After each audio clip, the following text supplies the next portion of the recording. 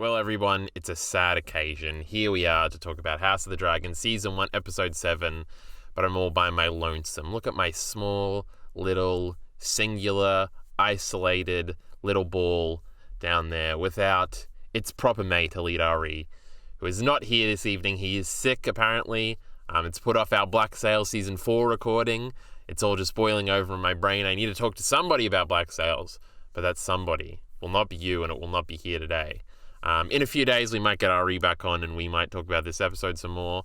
But for now, you're just stuck with me, though we are not going to be doing spoilers, even though it is just me, because I assume most of the people that watch this don't know a majority of the spoilers, or any of them, or some of them. I'm not certain.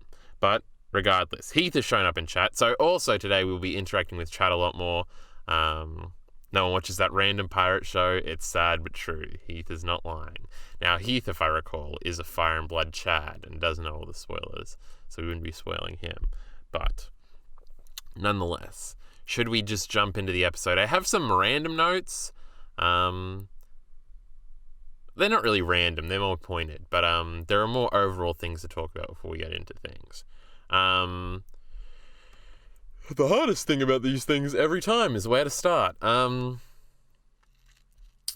will say that these two episodes, these middling episodes, maybe that is the correct word, but these sort of middle episodes, which are the first one was with the time skip before the major time skip. Well, I guess the episode 5 to 6 one was the major time skip, but we're going to be getting another one next episode if you watch the preview. Only Chads watch the preview, you know. I only watched it once though. Anyway, there's another time skip next time, which I think is probably like 5 years or something. Them kids be looking a lot older. This fucking Aemon prick has doubled in size and is now 7 foot tall. At least he looks like that, right next to his... hold on, because one of my points here, I'm getting up the preview, though you can't see it, so I'll shield you from it, chat. Anybody that doesn't want to see it. Because one of my points is that Darion is still not around. And I even checked the wiki pages because I was like, am I fucked up here? Is he way younger than Aemon? He's only 4 years younger than Aemon. So he should be like 4 years old at these things. Maybe they just don't take him places, but nobody's even mentioned him yet. I guess this isn't really a spoiler. Shut up if you think this is a spoiler. But Alicent has a fourth child, a third boy named Daeron, who is rather important, especially come the end. I'm now looking at a group shot in the preview of the High Towers. We've got Alicent, we've got Otto, we've got Helena, we've got Aemond, and I assume this is supposed to be Aegon, though he looks remarkably different. Though I'm pretty sure this is the actor I've seen for older Aegon. They probably could have kept this Aegon for the whole thing.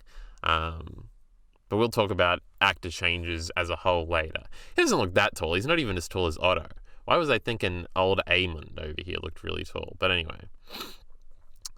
Little Daeron is not over here in the corner somewhere. We just got Kingsguard blokes in the background. We also haven't introduced the 2 twin Kingsguards yet. I wonder if they've been in background shots, but I feel like we've got to get to that. They're one of the original, like, what this story is bubbled into and George came up with later. They were one of the original versions. They're mentioned in A Game of Thrones. In one of the very first Bran chapters. But that would be a spoiler, so I guess I'm not going to bring that up, because the legend of what happens to them. Anyway, he's not here, so maybe we just cut him, and maybe they've been doing some secret planning where they're like, all right, we'll give some of everything he does to Aemond or something, though he does mostly... that was nearly a spoiler.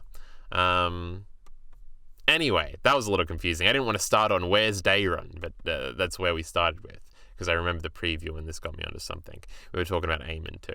This episode, the biggest thing coming out of this episode is probably, the biggest talking point is probably that Laenor didn't die.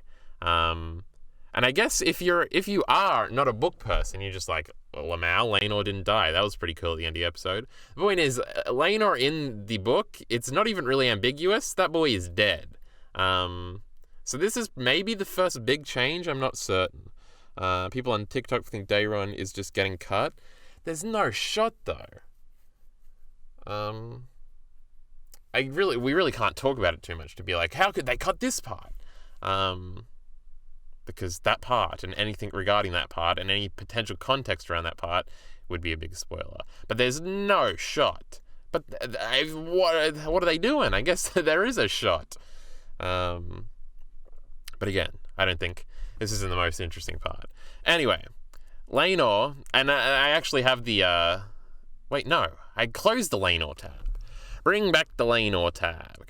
When I searched Laenor's name, by the way, I said Laenor Targaryen. What a silly boy I am. Because basically they pull a burnt bones prove nothing with the Laenor death at the end of this episode. Now, I guess to speak from a book reader perspective, or a Chad Wiki reader like mine, I'm still not up to the dance stuff in Fire and Blood, though I am making my way through it at a brisk pace.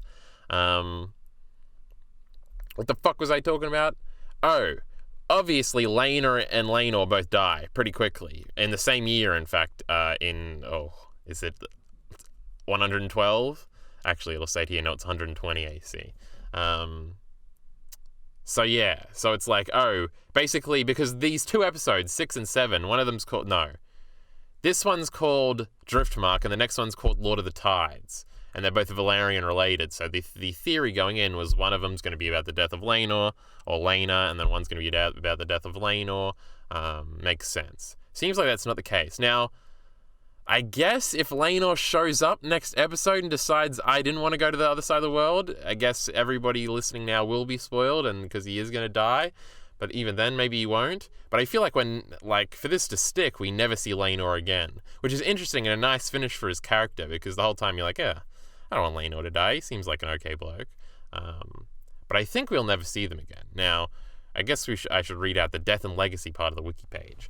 Laenor was slain by his friend Carl Corey, who's our boy Carl. Didn't know his name was spelt with a Q. It's like Corin Halfhand, who is also spelt with a Q. This George fella, he's a little weird. All the A's and the E's in these Targaryen names, I could do without him, frankly.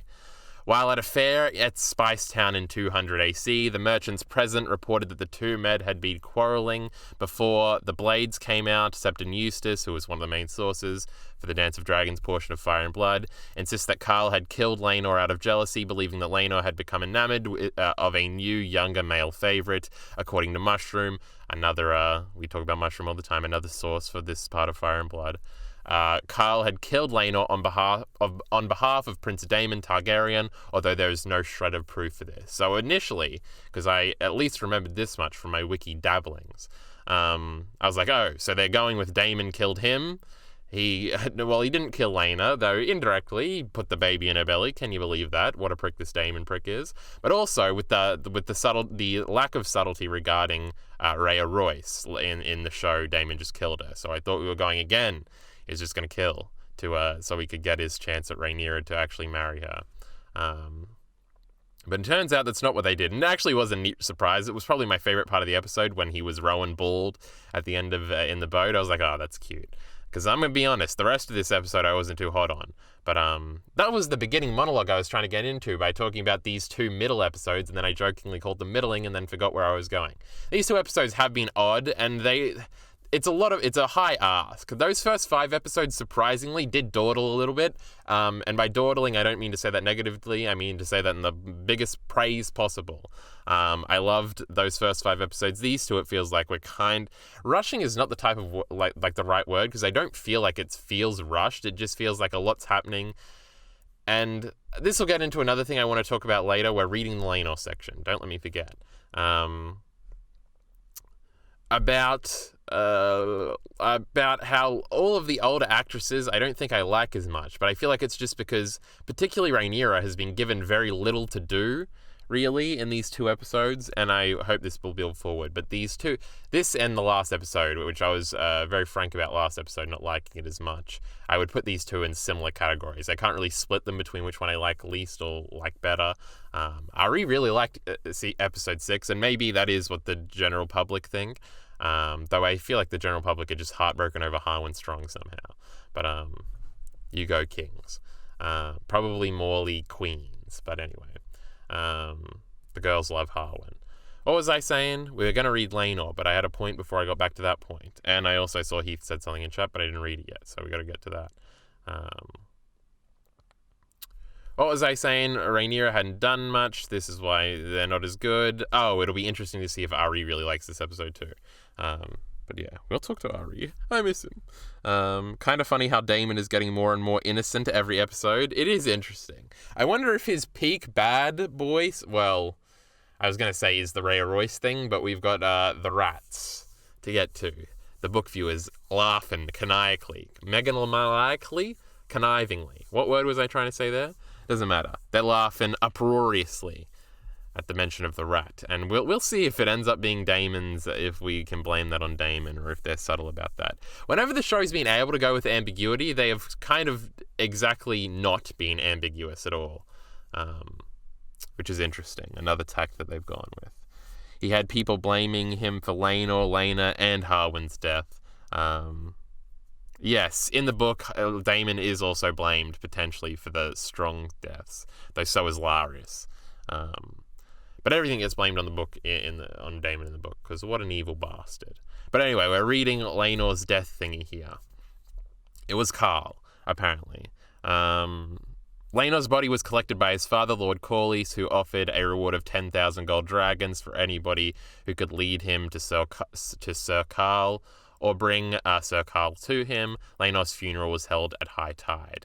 Now, there's no mention here of him being burnt, which is important because there is a death coming up where the body will be burnt.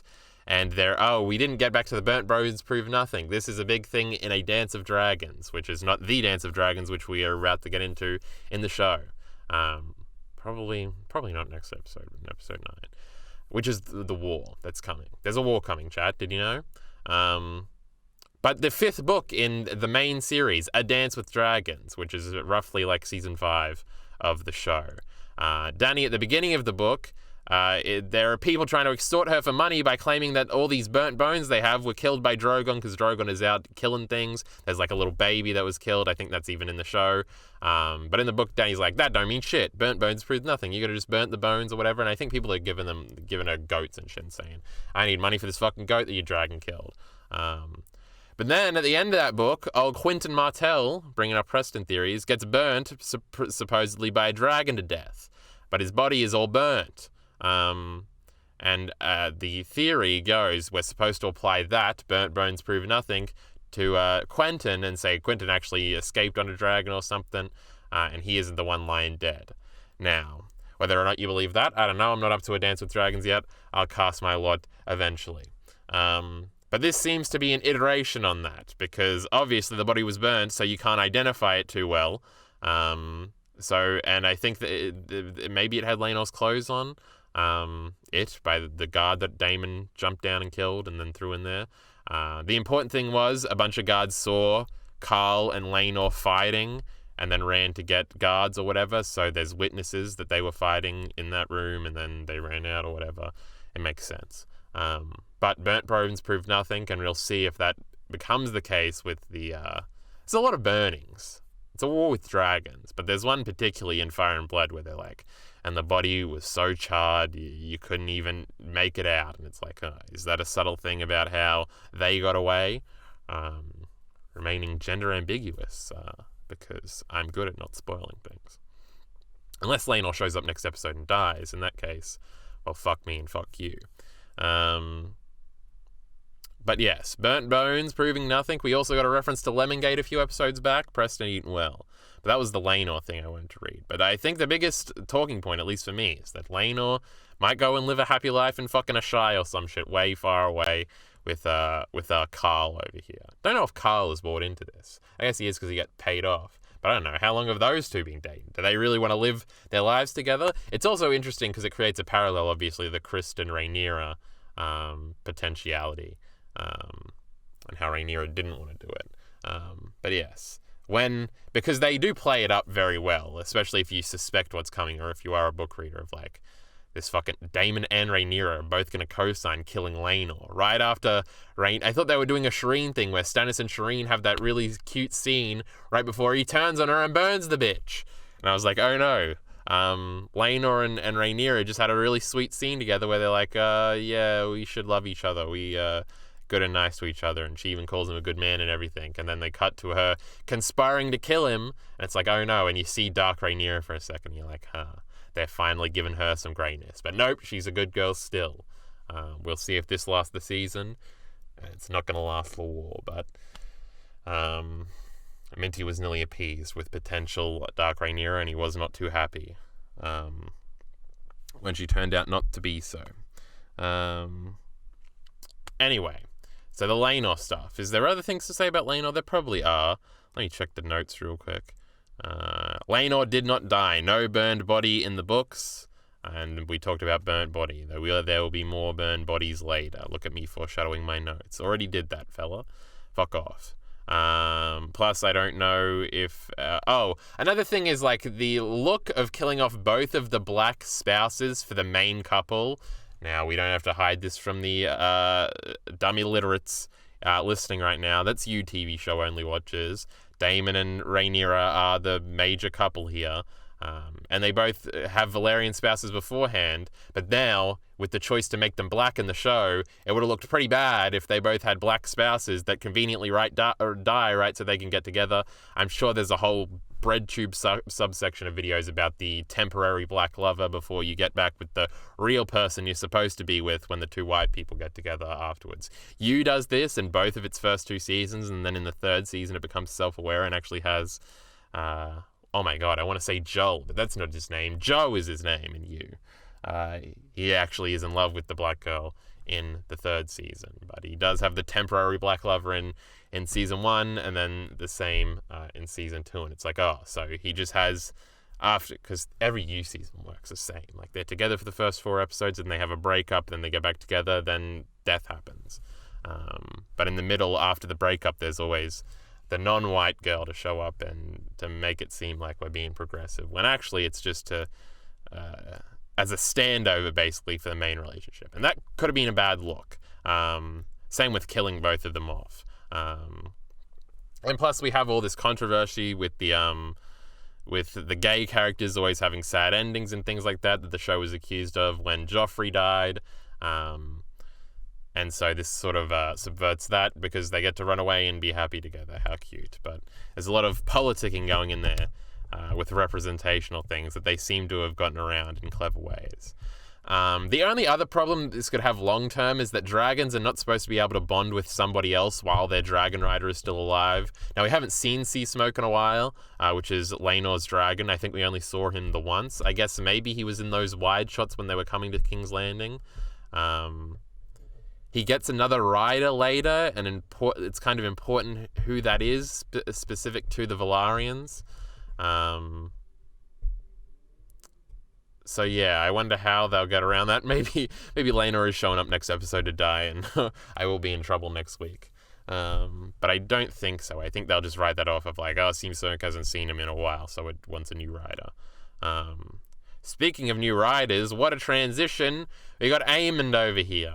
Now, if Khalid Ari was here, I would laugh and scream and say, haha, remember last episode when I kept saying that it was funny that Helena was saying he'd have to lose an eye right after Aemond said, I don't got a dragon, and then he lost an eye to get a dragon. Can you believe it? I read ahead.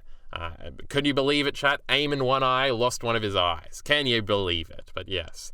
We had the fight. It's a little different too. I do have the Aemond section of the wiki up to read a little bit of the differences because I was double checking things beforehand. And it is interesting the differences and how this sort of works in positioning and things like that. There is an interesting thing of like the confrontation scene at the end where it's like everybody in the room accusing each other of things is almost... Well, it's not word for word, but like every note hit on from this paragraph was in the scene, down to some of the words used, but we'll read that out in a second.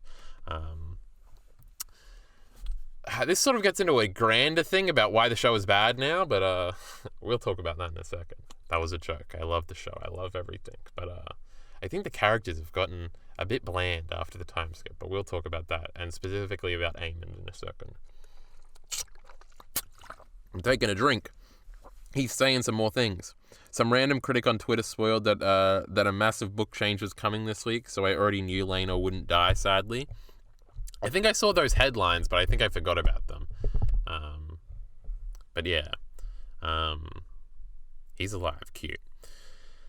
Where is my Aemond note? The fight I have. Yes, I suppose we can go back to all of these things later. So, Aemond, obviously in the preview last time, I was also teasing to Ari that somebody's going to kidnap the dragon and Lemao. Aemond has Vhagar. Who would have seen this one coming? I wonder how Elite already feels about all this. I can't wait. But yes, it was a cool scene. Do I want to do the character things or the differences first? I guess I'll do them in tandem and clusterfuck them together like I always do.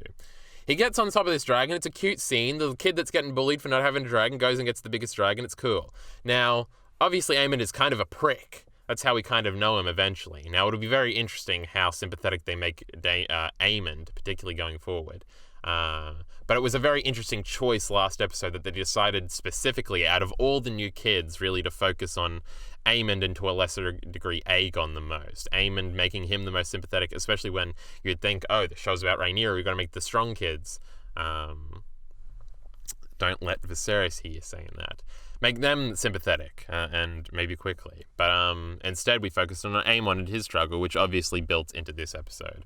And him getting the dragon. It was cute. The kid that gets bullied for no dragon gets the dumb pig, gets the biggest dragon. Lamau, fuck you guys. And then he comes back and he literally says, fuck you guys. And all of a sudden, like, the scene of him flying around is cool. You feel good for the little fella. He's got his cool dragon. It feels like the Harry Potter Prisoner of Azkaban moment when he's on the big back of Buckbeak. I remember the fucking name of the hippogriff. I believe that's the name. Hippogriff. Not a hippopotamus griff. Whatever. Maybe I don't remember the name. It was a cute moment. And then he gets right off and he's being a prick. And suddenly you're like, oh, I hate this kid. And I was like, why did they do that? Like, I don't know. Having Aemon be the sympathetic one here, I think would have been cooler, especially in what comes, not even just comes next, but comes later, ominous foreshadowing. I think it could have been cute. But I don't know, it just felt weird when he gets off the dragon. He's like, yeah, fuck your mum and her dragon. It's my dragon now. Especially to the girls who we haven't seen bully him. But I feel like that's a lot of the Greens are very quickly being portrayed, and they actually said the Greens in this episode. Rhaenyra came up with the term. So all the speculation from some of the, from Miller and Ari about what I could mean by the Greens. I thought it was pretty obvious. It's the fucking Hightower faction. They're green, Lamau. I wonder who the blacks are. That sounded like a race joke when it isn't, but it is because the show changed the races. But I was saying the Targaryen colors. It's like the Targaryen faction. Never mind. I'm not a racist, chat. Anyway, what the fuck was I talking about? Aemond. And he gets off and he's a prick. Then I was going to go into the changes, but before that I was saying something important and intelligent, but now I've forgotten it. Let me see if Heath said something he didn't. Can't even blame it on him distracting me.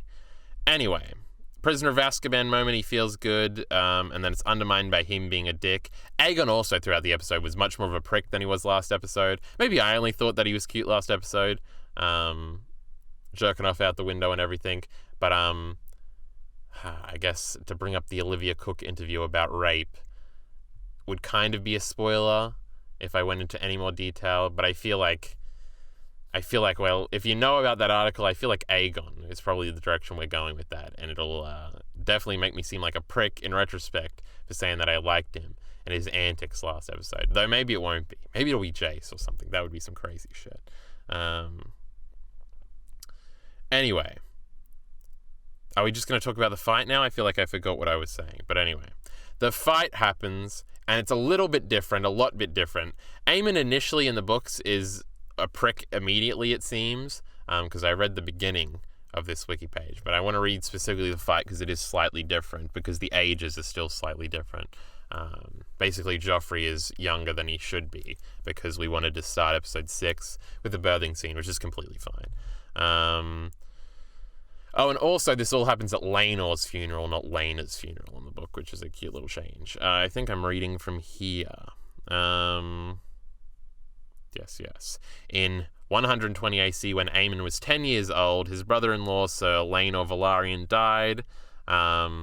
It is a missed opportunity, by the way, to not have Rhaenyra calling, like, Aemon her brother and things like that. I guess they don't want to, but I feel like that could have been cute and stuff. But anyway.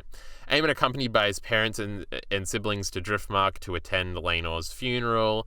King Viserys had suggested travelling to Dragonstone after the funeral and informed Aemon, who, out of all of his siblings, was the only one without a dragon of his own. So old Daeron already had a dragon by this point. Who is his dragon? I won't say it out loud in case they do introduce him. Do they say here? probably say at the beginning, right? He rode the dragon. Oh, that one. But anyway, I won't say that one out loud, just in case. Where are we up to in this reading? He was the only one without a dragon of his own, that he could claim a dragon egg or a hatchling on Dragonstone for his own, if he was bold enough. Remember, Viserys is more of a Robert Baratheon in the book, so he's making fun of his kid for being a little bitch, whereas this Viserys wouldn't do that. Annoyed by his father's comment, Aemon resolved to claim Vhagar, the eldest of the dragons who had recently become riderless due to the death of Laenor Velaryon. Vhagar was present on Driftmark, and Aemon, who knew that his parents would not allow him near the dragon, went to make his attempt in secret. Aemon was caught by his 3-year-old nephew, Prince Joffrey. This did not happen in the show. In an attempt to keep him quiet, Aemon slapped and threatened the younger boy before shoving him into a pile of dragon droppings. So Aemon's already being a prick to the little 3-year-old here, would have made us dislike him before he gets on the dragon.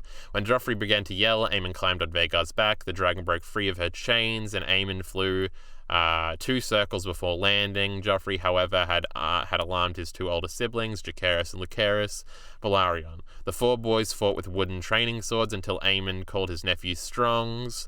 Jacaerys, old enough to understand the insult, attacked Aemon again. When Aemon gained the upper hand and began to beat Jacaerys savagely, Lucerys drew a dagger and slashed Aemon's face, taking out his right eye. After the incident, Alicent called for Viserys to lose an eye as penance, which King Viserys refused. When Princess Rhaenyra demanded that Aemon be questioned sharply until he revealed where he had heard her sons being described as Strongs, as naming them as such was suggesting that they were bastards, and therefore that Rhaenyra was guilty of high treason by sleeping with Sir Harwin Strong. Forced by his father, Aemon eventually admitted to hearing the name from his brother, Prince Aegon. And that is I don't want to read anymore. But a lot of that is directly, which is interesting. Rhaenyra specifically used the word sharply in the scene. Alicent obviously wanted Lucerys' eye in return, the strong stuff, and part of the thing that I didn't know or remember was that he says that Aegon is the one who told him to do it, because he looks at Alicent initially and I'm like, oh no, this could be scary, but he just says Aegon. Now, not said here and added in the show is that Aegon just says, well, look at them, and I was like, man, that's kind of a ballsy thing to say right out in the open, since everybody's basically trying to talk around it. But Aegon doesn't seem to get disciplined at all. Though there is a scene earlier of Otto kind of beating up on Aegon and telling him to shape up or ship out. That's the saying, right? Which will play into things later. Telltale little thing. Aegon will remember this, Otto. You better watch the fuck out. But yeah, so there are little differences there in like the presentation of who would and wouldn't be sympathetic. Now, obviously, the biggest change is that the girls are there too. And that's all the wiki reading I'm going to do today, chat, much to your dismay, I'm sure. But yeah, so the girls are there too, and having Aemond beat up the girls is sort of like, I don't know, it sort of makes him more of a prick. Even though, did they try to swing on him first? I don't really remember. But he does get beat up by all of them, and then does end up beating all of them up too, kind of. So, I don't know, we're keeping him as Chad Thundercock Aegon over here. I keep saying Aemond.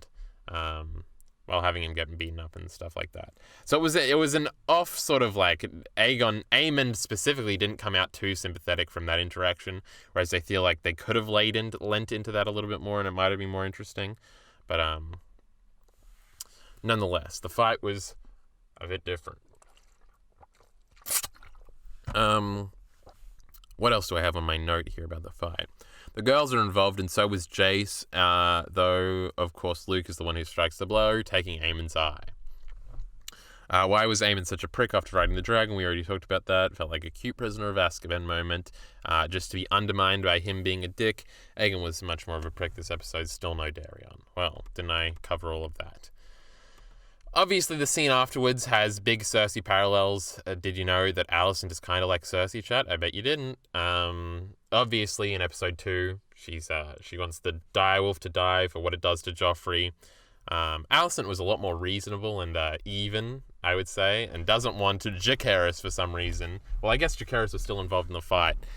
I don't know. To make it completely parallel, who would Alicent want the eye taken from? Laenor? I don't know. Somebody completely uninvolved. Poor lady got slain. Can you believe it? But obviously it was very similar. It's funny because Viserys is kind of more in control than Robert in that scene, which you probably wouldn't suspect. You'd be like, Robert would tell Cersei to shut the fuck up, which he kind of does in that scene, but he then says, fuck, kill the wolf, I don't give a fuck. Whereas Viserys is having none of it. I'll tell you who has come out of all of these episodes looking the best is our boy Viserys over here. Everybody be loving him nowadays. He's trying to keep everybody together, not making any rash moves, not falling too into Alicent's side. I guess Viserys did have some interesting scenes. I guess this is another point I have here, which is awkward funeral party looks, where we get, at the beginning of it, there's like Rhaenyra and Daemon kind of looking at each other but not wanting to talk, because, haha, awkward. Are we really saying, I guess they haven't seen each other since the wedding, maybe? Or maybe they did see each other afterwards? I was going to say, the last time they saw each other was when she left him in the brothel, or the other way around, but that's not true. So that would have been why it was awkward. But it's awkward for a bunch of different reasons. The point being, that was cute. I really liked the awkward funeral. Everybody's been to a party like that where you're like, oh, I kind of want to talk to that person. That person would be interesting, but it's kind of awkward, and I don't know, and I'm going to go over here and pretend to talk to this brick who's more familiar that I don't really want to talk to. It was a cute little display of that, especially with how it was shot and sort of the frantic looks around from sort of Rhaenyra's perspective. And even with Alicent, like Laris looking at her and Cole pointing that out, and it's like a lot of awkward looks and things like that of people wanting to talk to people but not going up to talk to them. One of these, because we were talking about Viserys and that's how we got onto this topic, one of them was Daemon and Viserys have a talk. It's not too warm, but it's okay. But it was just another example of Viserys. What a man. What a great king. We all love Viserys.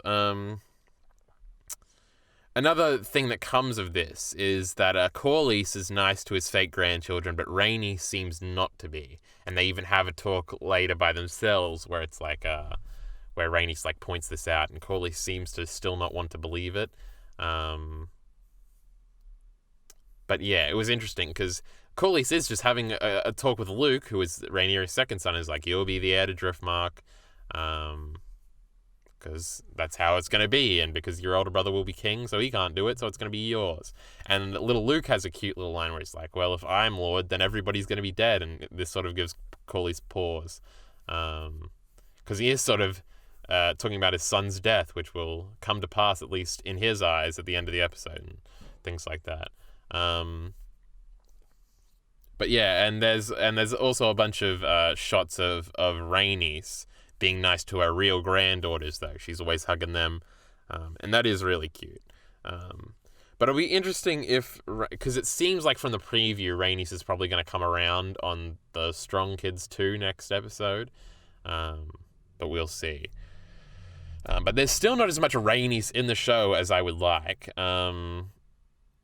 If anything, like the Rhaenys I want to watch, like the Queen Bitch, has really not been in there, and the shot at the end of her crying over Laenor's body kind of killed that, potentially. I don't know. I want her to be mean and cunty and killing people. But we haven't really seen much of that. You better hurry up with that stuff. Wink, wink. But, yeah, it's interesting, because I did think they would both be in it more, but they really weren't. And maybe they will be next episode. They have to be, right? But yeah. The sides weren't made as clear either, because there is a shot from the preview of, like, Corlys standing next to Rhaenyra and the kids, and Rhaenys is standing next to him, and then Daemon is next to her, and it's like, well, is that our black faction? And then you look across the yard, and it's just, like, Alicent standing there by herself, and then Cole walks up beside her, and you're like, ugh. Well, I think Aemond is there too, but, interesting. They seem to play that up more up for the previews than was actually in the episode. But I think this is where I should get into the big point, which is about sort of, I feel like a lot of the nuance and a lot of the depth of all of the performances and all of the characters has sort of been seeped out of the show. I feel like Alicent is just like quintessentially evil now. There's like almost nothing redeeming about her. On the boat afterwards, when Laris is like, do you want the Eye Lamau? I could do that for you. She says no, and that's kind of like a, oh, nice Alicent moment. And I feel like we're beyond reproach now, where we will never get, I don't want to say never, because I think actually they might do it in later seasons. I don't know if we'll ever get another nice Alicent and Rhaenyra moment. We almost got one from Rhaenyra's perspective, but even then it's like Rhaenyra good, Alicent bad. When she offers the marriage, and Alicent obviously is like, I'm not marrying my daughter to these bastard kids, as she walks away, and she has the scene with Viserys afterwards from last week where she's like, when I'm cold in my grave or whatever. But I feel like embroidered, whatever word I'm looking for, into younger Alicent and younger Rhaenyra, were like, there was a lot more nuance and interesting stuff that they were just doing in sort of their looks and how they looked. Every interaction they had with each other and other people. Right now, Rhaenyra is a little bland, a little bit. I guess the other big thing that happened this episode is Daemon and Rhaenyra had sex on the beach. And as the coupling scene connoisseur that I am, and wanting to make scripted videos, and I was gushing about that episode, everything in episode 4, I felt absolutely nothing. Like -0, -20 for this Daemon Rhaenyra stuff. And I'm pretty sure this is the big ship on Twitter and everybody's loving it, so they're all creaming themselves, I guess. But it really wasn't sexy at all. There was even nearly a back shot, which should have had me jumping for joy, but even then I was like, whatever. Also, everything in the dark still looks terrible. I feel like, and initially I was like, oh, Binge is just being shit again. And I don't know if Minty also watches it on Binge, but I was talking to him about the episode, and he was like, yeah, all the dark stuff looked like shit. It felt just like I was watching season 8, episode 3 again. You can't see anything. And I assume it looks like incredible on super high definition screens that they used to edit the episode and on the cameras they used to shoot the episode. And it might just be the downscaling. I don't even know if that's the right word when it's put onto streaming services, or I'm just watching it on my computer screen. And my computer screen is pretty fucking high definition, I'm pretty sure. I don't know. It all looked like you could see the weird, I don't even know if fracturing is the right word or whatever. There is words to describe this. I just don't have the education. But you can see like weird lines and everything, and it looks almost blurry. And it's just not blurry because you can't see, but blurry because the picture quality looks bad because of the fracturing, which is the word I'm going to use, on all the dark scenes, which was the Aemond going on Vhagar and then them having sex on the beach. But even Daemon is like a nothing burger now. He's just like not as emotive. He's not as edgy. He's not as quick-witted. Like everything he said to Rhaenyra in that scene, there was nothing quick-witted about it. When he was talking to Carl, that was cool Daemon stuff. That was like old Daemon stuff. He was like charismatic and stuff. But with Rhaenyra and Alicent both, I feel like I'm not liking the performances as much. Minty goes on about Olivia Cook and her performance now and thinking it's super good. I don't know. I feel like it's just generic, kind of crazy queen. It's like worse Cersei, I guess. And I don't even, like, everybody would go on continuously about how great Lena Headey was, and I never really cared for Cersei or Lena Headey as Cersei at all. So to me, it's like, ugh. It's not bad. It's just like kind of generic, I guess. She's just mean and mad, and I don't know. I guess you're allowed to be mad. Your kid got his eye cut, and that's pretty bad. But like everything regarding that and before that and everything, and this sort of comes up in their standoff here, which was the great trailer shot where now they see you as you are, and Rhaenyra's delivery is really good there. But even in the context of the scene, it wasn't that good, and she kind of calls out what we've sort of been talking about the whole time about how Alicent is envious of Rhaenyra being able to live a fun life while she has to do duty and honorable things, which basically means being a silly girl who just has sex with a dying old man and is miserable all the time and looks after shitty little kids. And so she is screaming about that, and Rhaenyra basically calls her out for that being fake or whatever. Or a veneer, which is my new favorite word as of recent weeks. Which I like that, but I don't know. It's just like every character, like even the Aemond stuff where it could have been interesting, suddenly he's a dick when he needs to be a dick. Like they seem to have like, it seems like they know where these characters are going, right? Aemond's going to be a dick, Lamau. So we have him be kind of sympathetic at first, then there's a turning point, then he's a dick. And it feels like this time skip was the turning point. Like, we'll have the characters be interesting, but then they hit a turning point, and now Alicent's just a bad guy, and Rhaenyra is the good guy, and it's like, I liked it when it was a little bit more grey. Like, Laris is, like, maniacally a bad guy. Like, Littlefinger's now in the show. Yippee. I liked it better when he wasn't. Feels like Daemon is doing all nice boy things now. Though Daemon, I have confidence that they'll get back his sort of ambiguity, moral ambiguity, that is. But even Laenor, it was like, there's also a disconnect where they don't really feel like each other. Like, does younger Laenor feel like older Laenor? Not really. Does younger Alicent feel like older Alicent? Not really. Even Rhaenyra, like, I feel like there's such a cuntiness and a coolness and a rebelliousness to Millie Alcock's performance that it's all like, I was in love. It was the greatest thing I'd ever seen, and it feels a lot more plain with Emma Darcy so far. Now, again, Rhaenyra hasn't had much big things to do, and the point is, I feel like this is all compacted with the fact that these episodes have to have a lot of things in, because they're our last steps before we get to this stuff. Because after the time skip between this episode and the next episode, there is no more time skips. Outside of maybe we might do a few months at a time. Like, the rest of the show will happen in the next 2 years. I don't know. And I feel like now we can settle into a rhythm more so. But we'll see. We'll see, I guess. But that's really my character rant. I don't know. There was so much, and even to younger Alice, there's so much vulnerability and genuine niceness to Emily Carey's performance, and then Olivia Cook is just evil stepmother Lamau. That's what she was that's what she ends up being, so that's what she will be. And I don't know, it's in Fire and Blood you can get away with that because there's not a lot of characterization, there's not a lot of talking, there's not a lot of hanging out with characters. That sounds like I'm undermining Fire and Blood, but I love that shit. But obviously the show has to do a lot of characterization. It feels like, I don't know, it could all be planned, and then in the next few, we have a few episodes of this, and then we subvert them all, and they all flop, and Alicent's actually being the nice, reasonable one, and Rhaenyra's being the evil one, and that could be interesting. But even then, when they're being evil, I want the conflict there of, it doesn't seem like Alicent and Rhaenyra were ever friends, older ones, and I don't really buy that they feel like they have this friendship or this history. It just feels, hateful, and I don't know, maybe we needed more steps along the way. It's just, I don't know. Laenor is another version where it's we want Laenor to be kind of a fuck up, but a kind of a lovable fuck up, so that's all he is. Whereas I feel like younger Laenor was not a fuck up at all. He looked pretty competent, and I guess confident, and everything, and now he's just bumbling, and I don't know. I was happy for Laenor though. Gets to ride away in a boat.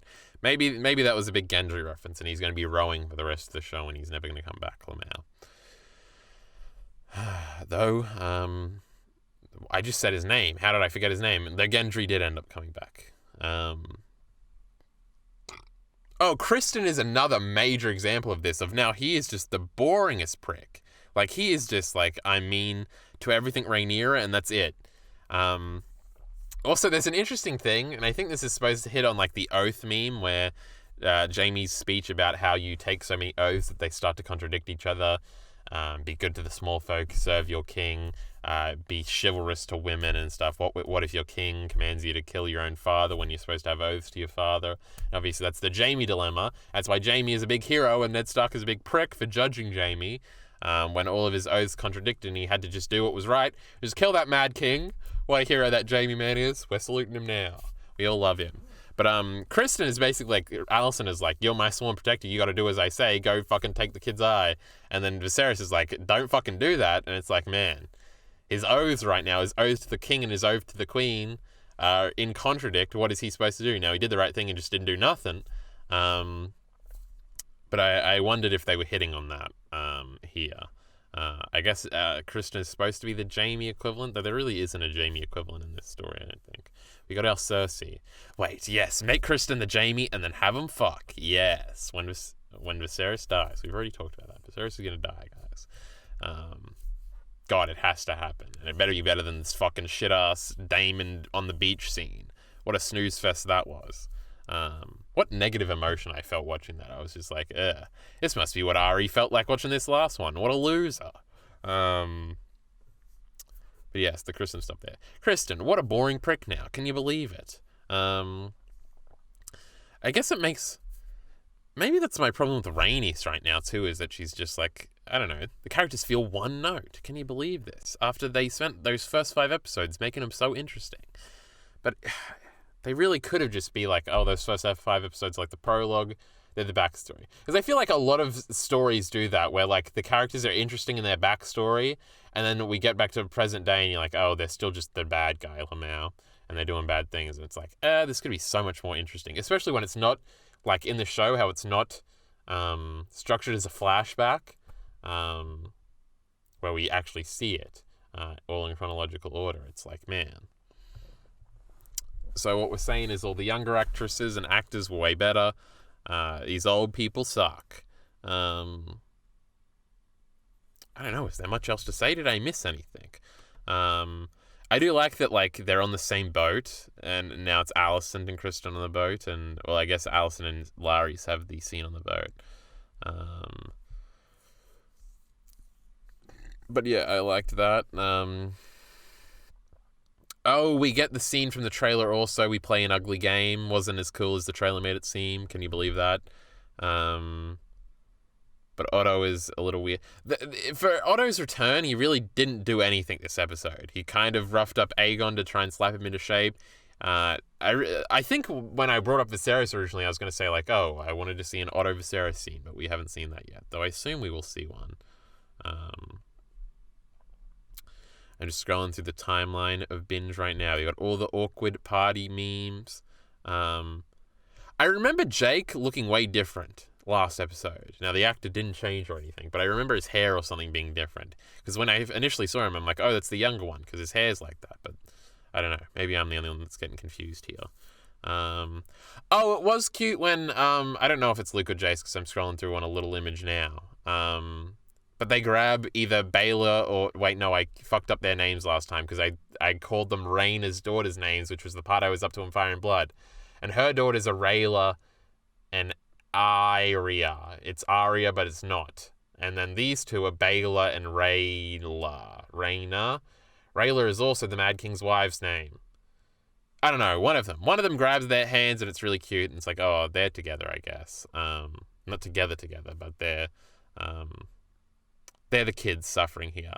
But then Rhaenys comes up and only hugs the real kids. And it's like, Rhaenys. Now that's just mean. Now we got Aegon perving on serving girls. Oh, Laenor crying in the ocean. That's some of that good shit. I like that stuff. We also got Veramir, or whatever the fuck his name is, Corlys's brother. He was shit talking a little bit, and there was a lot more of that in the preview too. That's gonna go a certain way. He was openly judging too. They also still do the thing in the show where whenever something really awkward happens in public, everybody awkwardly stands around and pretends not to listen, which I think is cool. I'm still scrolling. What's going on here? God, it's so fucking dark. Can you believe it? The Rhaenys and Corlys scene together. Oh, and an interesting thing here is that Corlys obviously wants Lucerys to rule Driftmark, but Rhaenys wants the girls to, which obviously shows Corlys's hypocriticalism. Actually, I guess, well, no, Jake would be older than the girls, but I don't think Luke is, so technically, if we're disregarding sexism, it should be the girls. I still don't remember if they're twins or if one of them's older.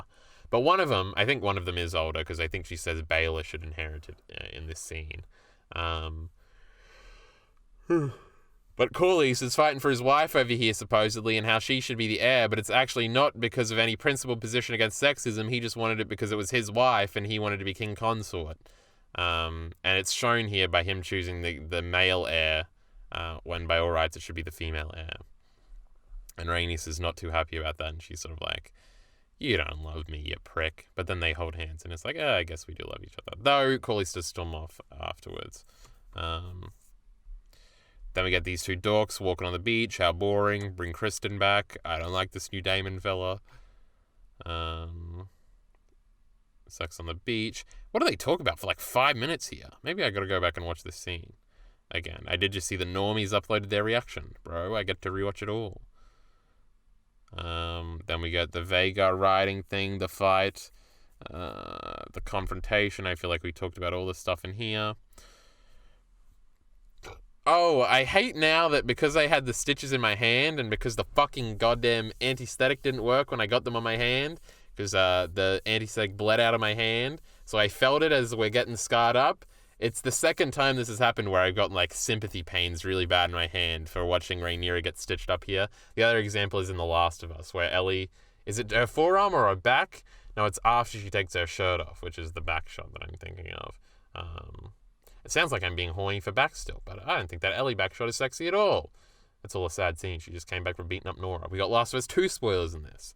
But anyway, there's a scene in there where she's getting scarred up. Actually, it might be on her cheek. I don't know.